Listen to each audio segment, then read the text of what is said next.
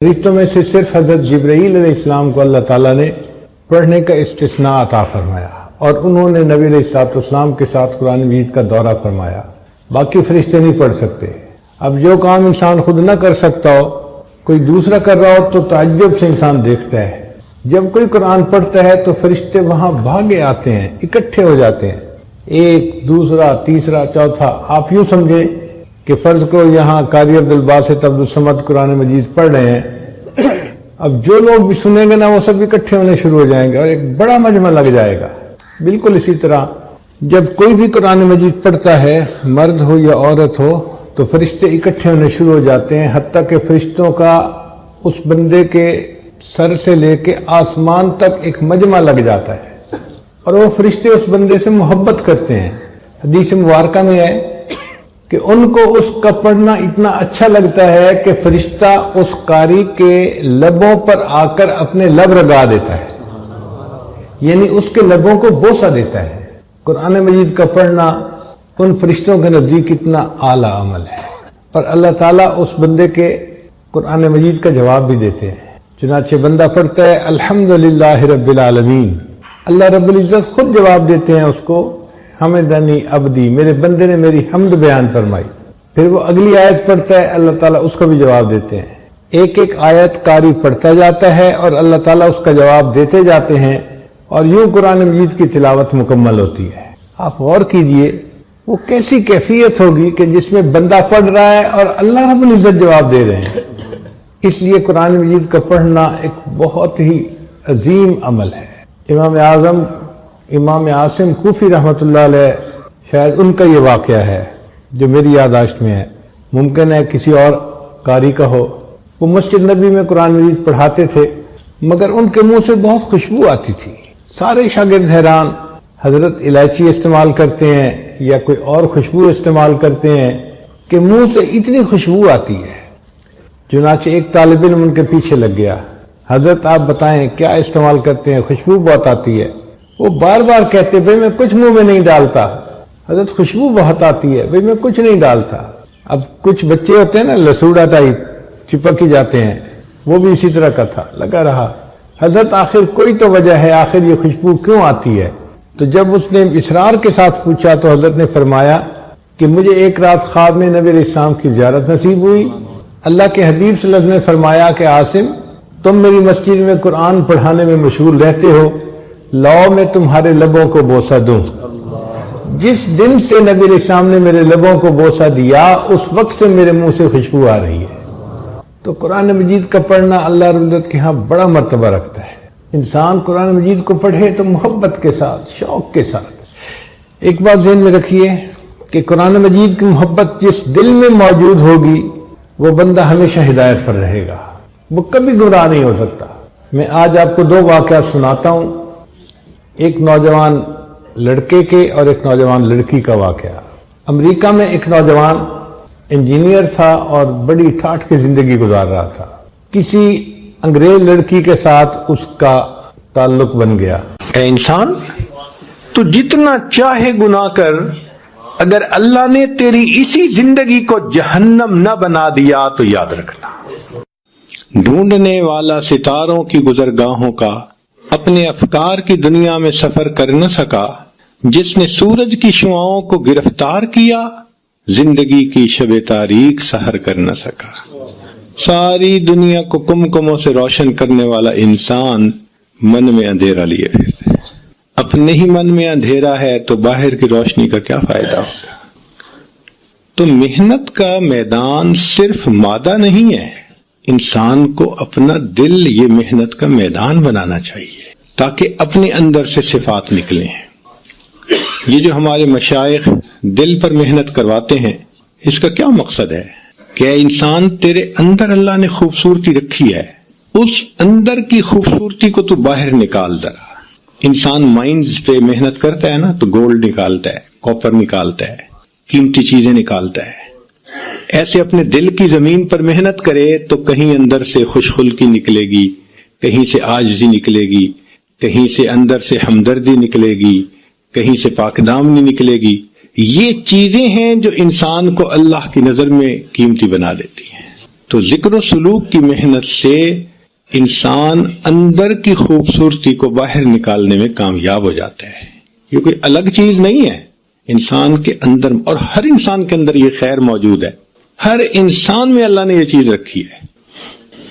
چنانچہ نبی علیہ السلام نے ارشاد فرمایا الناس معادن، انسانوں کی مثال معادن کہتے ہیں مائنز کو، مختلف مائنز جو نکلتی ہیں ان کی مانند ہے.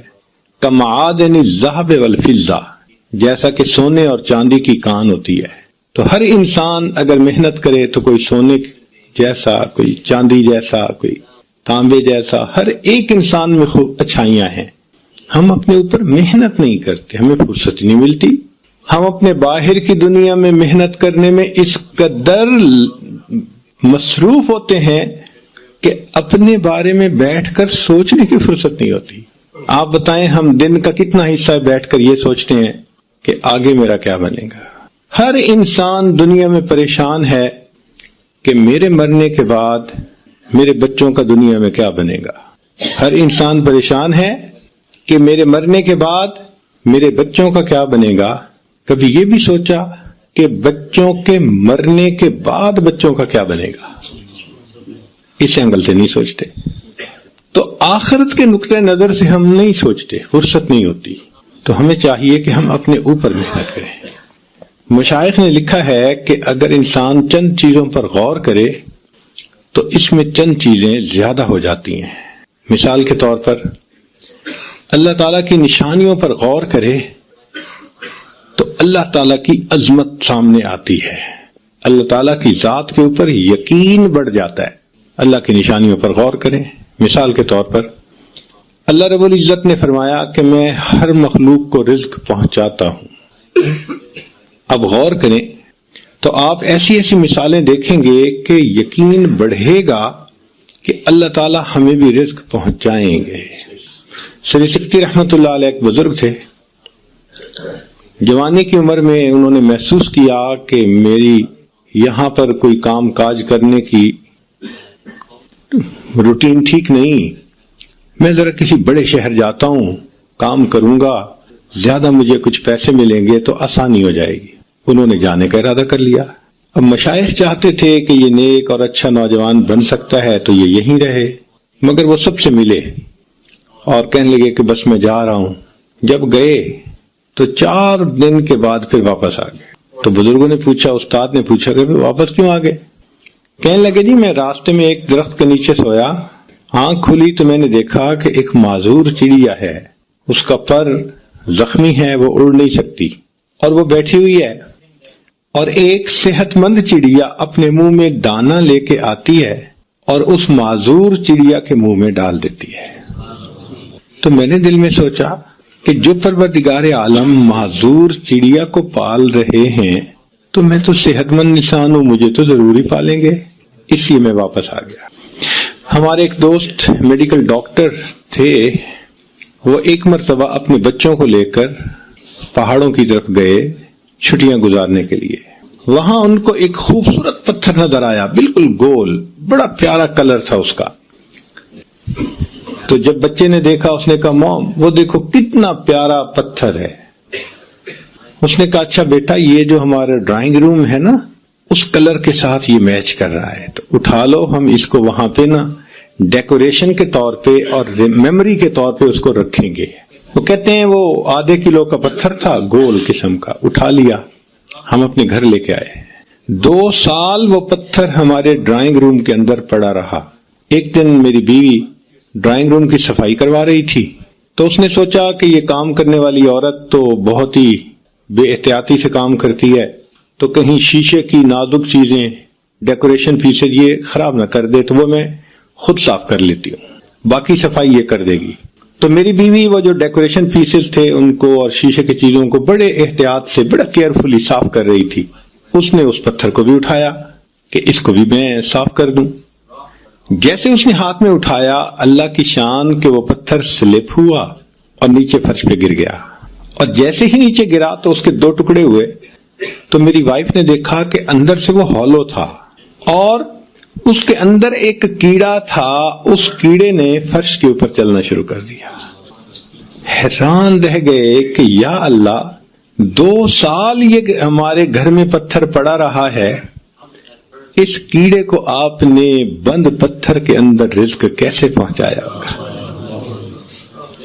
تو نے پتھر میں کیڑے کو پالا، خشک مٹی سے سبزہ نکالا، یہ تیرا ہے جہاں یہ زمین آسماں اے خدایا، کس نے تیری حقیقت کو پایا۔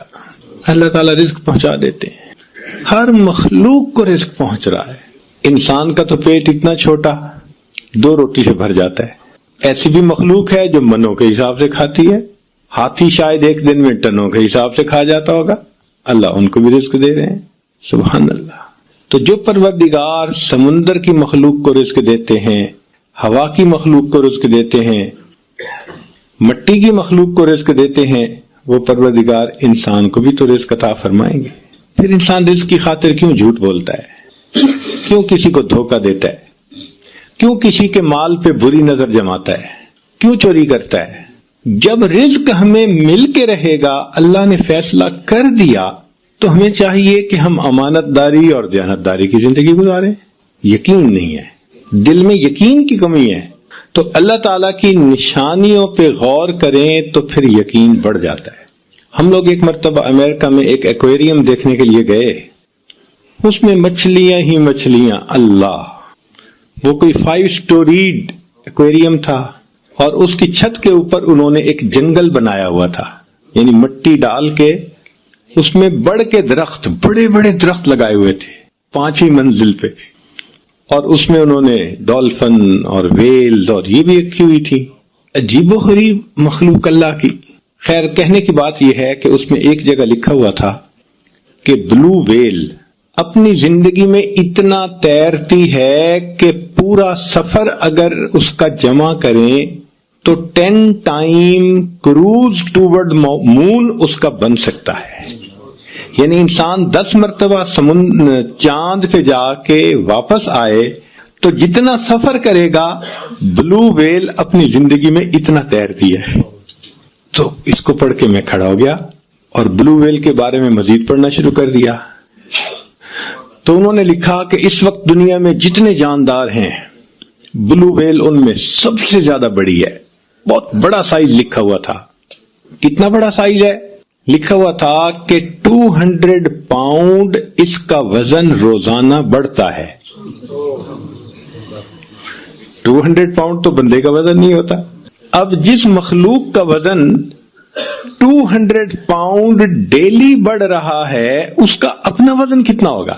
اتنے میں وہاں کام کرنے والا جو سٹاف تھا، ایک آفیسر آ گئے، تو میں نے ان کو روک کے پوچھا، میں نے کہا جی یہ ٹھیک لکھا ہوا ہے؟ بھئی ممکن ہے 20 پاؤنڈ بڑھتا ہو اور اشاریہ لگانے میں غلطی ہو گئی ہو۔ اس نے پڑھا تو مسکرایا، مجھے کہنے لگا سر ہم نے بہت محتاط فگر لکھی ہے 200، ادروائز میری اسٹڈی کے مطابق اس کا وزن 200 پاؤنڈ سے بھی زیادہ روزانہ بڑھتا ہے۔ اللہ اس کو بھی تو رزق دیتے ہیں، اور پتہ ہے اس کا رزق کیا ہے جو آنکھوں سے نظر نہیں آتا، آپ آنکھ سے نہیں دیکھ سکتے۔ سمندر کے پانی کے اندر مائکرو آرگنیزم ہوتا ہے، بہت چھوٹے چھوٹے جاندار بیکٹیریا ٹائپ، جن کو آپ مائکروسکوپ سے تو دیکھ سکتے ہیں، کھلی آنکھ سے نہیں دیکھ سکتے۔ اب اگر وہ زیادہ بڑھ جائیں تو سمندر کا پانی جو ہے وہ زیادہ بدبودار اور گندا ہو جائے۔ اللہ نے اس کی کلیننگ کے لیے بلو ویل کو بنا دیا۔ بلو ویل کیا کرتی ہے کہ پانی اپنے اندر کھینچتی ہے، اور اس کے اندر ایک جیسے سیمی پرمیبل سکرین ہوتی ہے، اس طرح کی جھلی بنی ہوتی ہے، اس سے پانی گزارتی ہے، تو جو بیکٹیریا ہے وہ اس جھلی کے اوپر رہ جاتا ہے، پانی صاف نکل جاتا ہے، جیسے آپ چائے کو چھلنی میں سے نکالتے ہیں۔ وہ بیکٹیریا جو اتنا چھوٹا ہے، بلو ویل اس کو کھاتی ہے۔ اللہ اکبر کبیرہ۔ وہ پروردگار جو دنیا کی سب سے بڑی مخلوق کو ایسے رزق سے پالتے ہیں جو آنکھوں سے نظر نہیں آتا۔ اے انسان، تجھے اپنے رزق کے بارے میں کیا پریشانی لگی ہوئی؟ اللہ تعالی ہمیں بھی رزق پہنچائیں گے۔ ہمارا کام ہے نیکی کے ساتھ محنت کرنا، رزق اللہ پہنچا دیتے ہیں۔ آپ ذرا غور کیجئے، نبی علیہ الصلوۃ والسلام نے اپنے جوانی کے عمر میں تجارت کا سفر فرمایا۔ خدیجہ الکبریٰ رضی اللہ تعالی عنہا کا تجارتی مال تھا اور قافلہ تھا، وہ لے کر گئے، مال بیچا اور دگنے تگنے پروفٹ پہ وہ بکا۔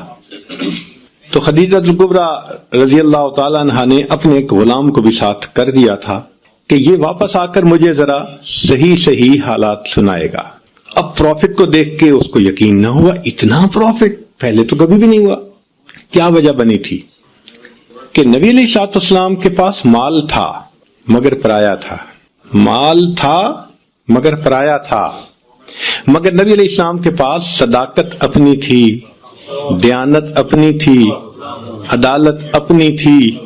نبی علیہ الصلوۃ والسلام نے اپنی ان صفات کو پرائے مال پر لگایا، اللہ نے اس کو تگنا چوگنا کر دیا۔ اے انسان، تو اپنی ان صفات کو اپنے مال پہ لگائے گا، اللہ تیرے مال میں برکت کیوں نہیں عطا فرمائیں گے؟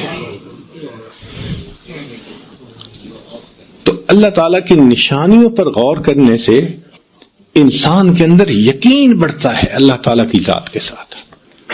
دوسری بات کہ اللہ تعالیٰ کی نعمتوں پر غور کرنے سے اللہ تعالیٰ کے ساتھ محبت بڑھتی ہے۔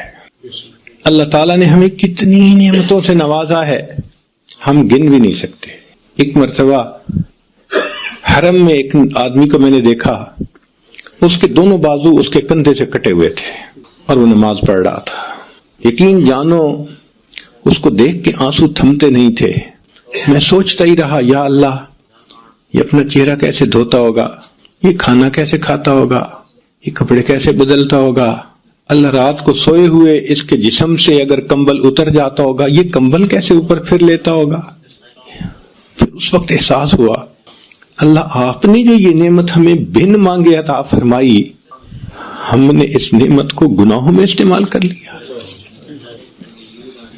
اللہ تعالی ہمیں بینائی نہ دیتے ہم اندھے ہوتے، گویائی نہ دیتے ہم گنگے ہوتے، سماعت نہ دیتے ہم بہرے ہوتے، رزق نہ دیتے ہم بھوکے ہوتے، پانی نہ دیتے ہم پیاسے ہوتے، کپڑے نہ دیتے ہم ننگے ہوتے، اللہ تعالیٰ صحت نہ دیتے ہم بیمار ہوتے، اللہ تعالیٰ اولاد نہ دیتے لاولد ہوتے، گھر نہ دیتے بے گھر ہوتے، اگر اللہ تعالیٰ ہمیں علم نہ دیتے ہم جاہل ہوتے، اگر اللہ تعالیٰ ہمیں عزت نہ دیتے ہم ذلیل ہوتے۔ اے انسان، تو جو عزتوں بھری زندگی گزار رہا ہے، یہ تیرے مالک کا کرم اور احسان ہی تو ہے۔ اللہ کی رحمت کی نظر ہٹتی ہے، انسان گھر بیٹھے بٹھائے ذلیل ہو جاتا ہے، سروں سے دوپٹے اتر جاتے ہیں۔ اللہ اکبر کبیرہ۔ ایک وقت ہوتا ہے مٹی کو ہاتھ لگائے سونا بنتی ہے، اور جب دن پلٹتے ہیں پھر کہتے ہیں حضرت آج تو سونے کو بھی ہاتھ لگائیں تو مٹی بن جاتا ہے۔ تو ہم اللہ تعالیٰ کی نعمتوں پر غور کریں تو اللہ تعالیٰ کی محبت ہم دل میں بڑھ جائے گی۔ اللہ تعالیٰ کی نشانیوں پر غور کرنے سے یقین بڑھتا ہے، نعمتوں پر غور کرنے سے اللہ تعالیٰ کی محبت بڑھتی ہے، اور اللہ کے وعدوں پر غور کرنے سے اعمال کرنے کی رغبت بڑھ جاتی ہے۔ ہمیشہ اللہ کے وعدے سچے، ہمیشہ سچے۔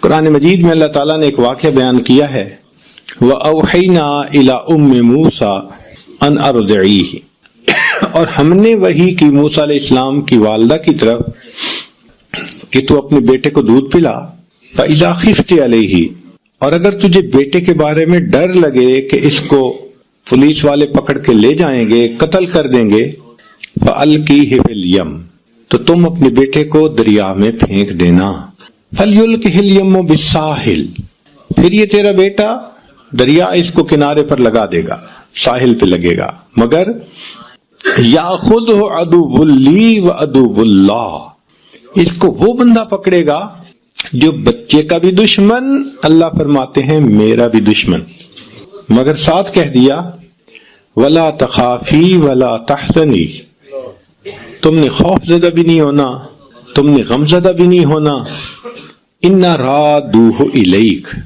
ہم اسے تمہارے پاس واپس لوٹائیں گے، وجاعلوہ من المرسلین، اور ہم اس کو رسولوں میں سے بنائیں گے۔ اب اللہ رب العزت نے ایک خاتون کے ساتھ، عورت کے ساتھ ایک وعدہ فرمایا۔ آپ جانتے ہیں کہ عورت کتنی کمزور دل ہوتی ہے، اور پھر اپنے بیٹے کے بارے میں کتنی سینسیٹیو ہوتی ہے۔ جنگل کا سفر کرے نا تو بتاتے ہیں کہ بھئی وہاں اگر کسی فیمیل کے ساتھ بچہ ہو تو وہ بہت زیادہ کیئرفل ہوتی ہے، قریب نہیں آنے دیتی کسی کو۔ اگر ایک عام جاندار بچے کے بارے میں اتنا سینسیٹیو ہے تو انسان ہے۔ تو ماں کا دل بچے کے بارے میں تو بہت ہی زیادہ نازک ہوتا ہے۔ اس بچے کے بارے میں اللہ فرما رہے ہیں کہ تو اس کو دریا میں ڈال دینا۔ اب عقل کہتی ہے یا اللہ، آپ نے اگر اسے رسولوں میں سے بنانا ہے تو میں کسی غار میں چھوڑ آتی ہوں، میں اس کو چھت کے اوپر سلا دیتی ہوں، کسی کو پتہ ہی نہ چلے۔ نہیں، اللہ تعالیٰ بندے کے مشاہدے کو توڑتے ہیں، دیکھتے ہیں کہ اس کو میرے وعدوں پہ یقین ہے یا نہیں، اس لیے فرمایا تو نے اسے پانی میں ڈالنا ہے۔ عقل کہتی ہے کہ پانی میں ڈالنے کے لیے مجھے ایک بکسا بنانا پڑے گا، اگر اس میں نے سانس لینے کے لیے سوراخ چھوڑے کہ ہوا جائے تو ان سوراخوں سے پانی اندر جائے گا، بچہ ڈوب کے مر جائے گا۔ اگر اس کو واٹر ٹائٹ بنایا تو وہ ایئر ٹائٹ بھی ہو جائے گا اور بچہ دم گھٹ کے مر جائے گا۔ عقل کہتی ہے تیرا بچہ بچ نہیں سکتا، مگر حکم خدا ہے دریا میں ڈالو۔ یہ ایک ٹیسٹ ہے، یہ ایک امتحان ہے، اور امتحان بھی ماں کا بچے کے بارے میں کتنا کمزور دل ہوتا ہے۔ مگر وہ خاتون اللہ کے وعدے پر یقین رکھتی تھی، بھروسہ رکھتی تھی۔ چنانچہ جب ایسا ماحول ہوا کہ خطرہ ہوا، اس نے بچے کو ایک بکسے میں ڈالا اور بکسے کو دریا میں ڈال دیا۔ ذرا غور کیجئے، جب اس نے بکسے کو دریا میں ڈال دیا ہوگا دل کا کیا حال ہو رہا ہوگا۔ واپس گھر آ گئی، دل اداس ہے، غمزدہ ہے، کہہ بھی نہیں سکتی، رو بھی نہیں سکتی، مگر چپ ہے، پتہ نہیں میرے بچے کے ساتھ کیا بنا ہوگا۔ اب ادھر اللہ تعالیٰ نے اس بچے کو کنارے تک پہنچا دیا۔ فرعون اپنی بیوی کے ساتھ وہاں پر چہل قدمی کر رہا تھا تو اس کے ساتھ اس کے غلام تھے، انہوں نے بکسا دیکھا، پکڑا، لا کے پیش کر دیا۔ اس نے کہا کھولیں۔ جب انہوں نے بکسے کو کھولا، اللہ تعالیٰ فرماتے ہیں وَأَلْقَيْتُ عَلَيْكَ مَحَبَّةً مِّنِّي، اے میرے پیارے موسیٰ علیہ السلام، ہم نے آپ کے چہرے پر محبت کی تجلی ڈال دی تھی۔ ایک تو بچہ ویسے ہی خوبصورت ہوتا ہے بچپن میں، تو اللہ فرماتے ہیں کہ ہم نے محبت کی تجلی، تو مفسرین نے لکھا اتنا خوبصورت چہرہ تھا، چمکتا چہرہ تھا کہ بچہ تو ڈائمنڈ کی طرح، ایک معصومیت، اوپر سے خوبصورتی۔ تو اس کو دیکھتے ہی فرعون کی بیوی اپنا دل دے بیٹھی، کہنے لگی لا تقتلوہ، اسے قتل نہیں کرنا، عسیٰ ان ینفعنا او نتخذہ ولدا، ہم اس کو اپنا بیٹا بنائیں گے، ہم اس سے نفع پائیں گے۔ اب جب بیوی نے کہہ دیا تو فرعون جو ہزاروں بچوں کو قتل کروا چکا تھا کہنے لگا ٹھیک ہے، اگر تم کہتی ہو تو میں ایسا نہیں کرتا۔ اب یہ آیت پڑھ کے ہم عورتوں کو کہتے ہیں کہ تم کہتی ہو خاوند نہیں سنتا، وہ تو بڑے بڑے فرعون سنا کرتے تھے، بیوی کی کون نہیں سنتا ہے؟ تو وہاں پر بیوی نے کہہ دیا لا تقتلوہ، اس کو قتل نہیں کرنا، ہم بیٹا بنائیں گے۔ تو فرعون نے دین اینڈ دیئر ڈیسیژن لے لیا، ہم نے اسے قتل نہیں کرنا۔ ہزاروں کو قتل کروا چکا ہے، دیکھو اللہ نے کیسے بچے کو بچایا۔ اب جب بیٹا بنا لیا، ہوا یہ تھا کہ اس کے ذہن میں یہ بات گئی تھی فرعون کے کہ جب اس بچے کو بیٹا بنا کے اپنے گھر میں پالوں گا تو یہ مجھ سے کیوں تخت و تاج چھینے گا، یہ تو میرا وفادار ہوگا، لہذا چلو میں اس کو قتل نہیں کرواتا۔ اب اس نے کہا کہ بچے کو لے کے چلو۔ اس زمانے میں یہ فیڈر کی مائیں نہیں ہوتی تھیں، عورتیں ہی بچے کو دودھ پلا سکتی تھیں، تو بچے کو دودھ پلانے کا وقت آ گیا۔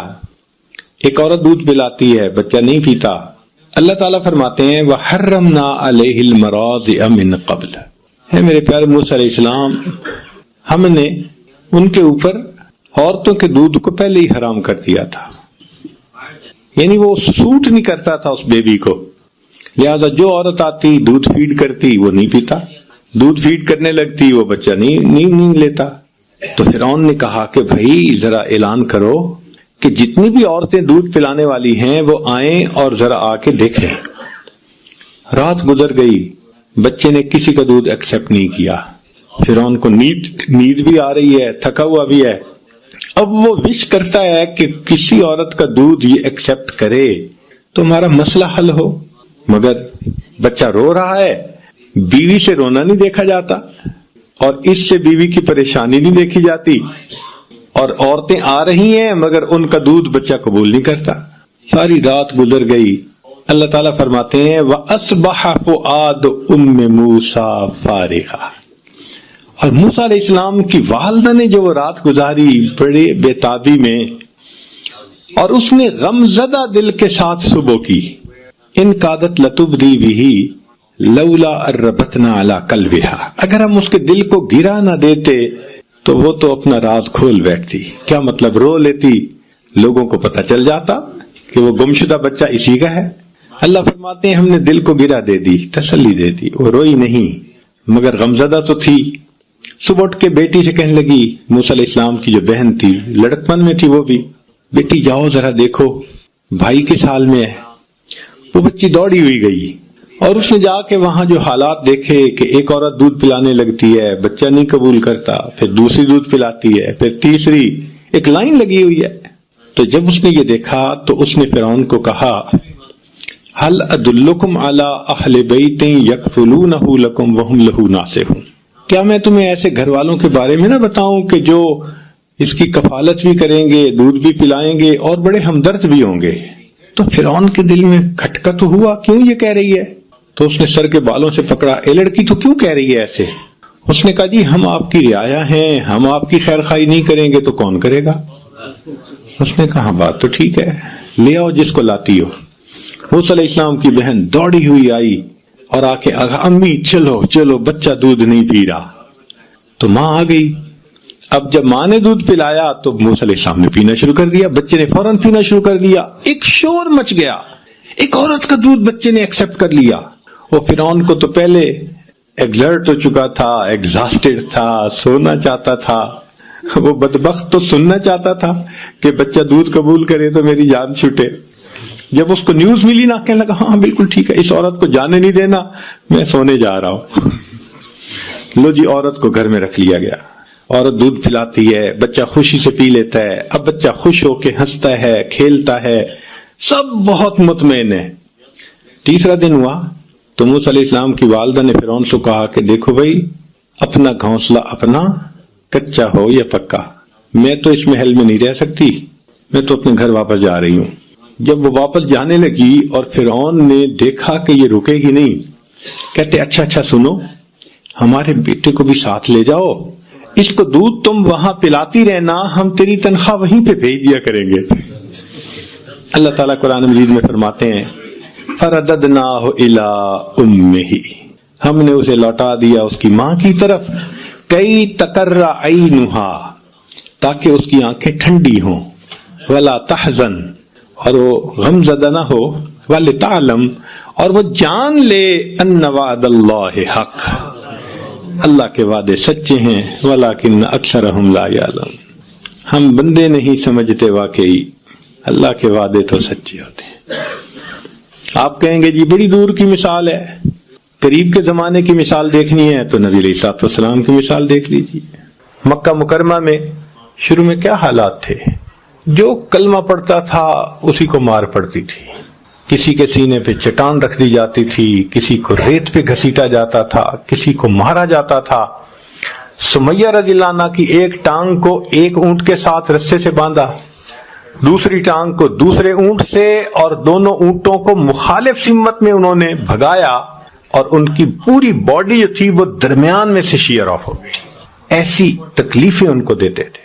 خود نبی علیہ الصلوۃ والسلام مسجد میں نماز پڑھ رہے ہیں، اونٹ کی اوجڑی گندگی سے بھری ہوئی اوپر ڈال دی، اتنی وزنی تھی کہ نبی علیہ السلام اٹھ نہیں سکتے تھے۔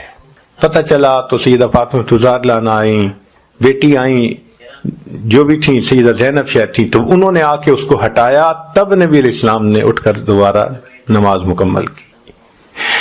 ابو بکر رضی اللہ عنہ کو مارا گیا، خود نبی علیہ السلام کے مبارک گلے میں چادر ڈال کے گھسیٹنے کی کوشش کی گئی۔ یہ حال تھا ابتدا میں، کنڈی دے کے کلمے کی تعلیم کر رہے تھے، اور اس پر بھی ابو جہل نے بیٹھ کے پروگرام بنایا کہ ان کو قتل کرو، جان چھڑاؤ، 100 اونٹ کا انعام متعین کر دیا۔ اب بتائیں کیا حالت ہے کہ کسی کے سامنے اظہار نہیں کر سکتے، مسجد میں آ کے نماز پڑھ نہیں سکتے، اپنے دین کی دعوت دینی کتنی مشکل بن گئی۔ اور اس وقت اللہ تعالیٰ وعدہ فرماتے ہیں کہ اے میرے حبیب صلی اللہ علیہ وسلم، آپ یہاں سے ہجرت کر جائیے، ان الذی فرض علیک القرآن لرادک الی معاد، جس ذات نے آپ پہ قرآن کو نازل کیا وہ آپ کو دوبارہ اسی جگہ پر واپس لوٹائے گا۔ یقین نہیں آتا آنکھوں کو، عقل سوچنے سے عاجز ہے۔ جہاں ہر گھر میں دشمن ہیں، اپنے دشمن بن گئے ہیں اور جان کے پیاسے بن گئے ہیں، یہاں اللہ فرماتے ہیں کہ ہم تمہیں لوٹائیں گے۔ تو اللہ کے حبیب صلی اللہ علیہ وسلم نے ہجرت کا ارادہ کر لیا اور بیت اللہ پر آخری نظر ڈالی، اور بیت اللہ پر نظر ڈالتے ہوئے محبوب صلی اللہ علیہ وسلم کی آنکھوں میں آنسو تھے۔ فرمایا بیت اللہ، میں تجھے کبھی نہ چھوڑتا، اس شہر کے لوگ مجھے یہاں رہنے نہیں دیتے۔ تو آنسوؤں کے ساتھ آپ صلی اللہ علیہ وسلم رخصت ہوئے اور مدینہ طیبہ آئے۔ اب کافروں کو اپنی طاقت پہ اتنا ناز تھا کہ وہ چپ کر کے بیٹھ جاتے، بھئی چلو یہ مخالف تھے چلے گئے، مکہ خالی ہو گیا۔ نہیں، وہ 400 کلومیٹر دور پھر لڑنے کے لیے آ گئے، اتنا ان کو طاقت میں ناز تھا۔ پھر اللہ تعالیٰ کی شان دیکھیں، چند سال گزرے کہ بالآخر ہجرت کے 10ویں سال کیا ہوا، نبی علیہ السلام فاتح مکہ بن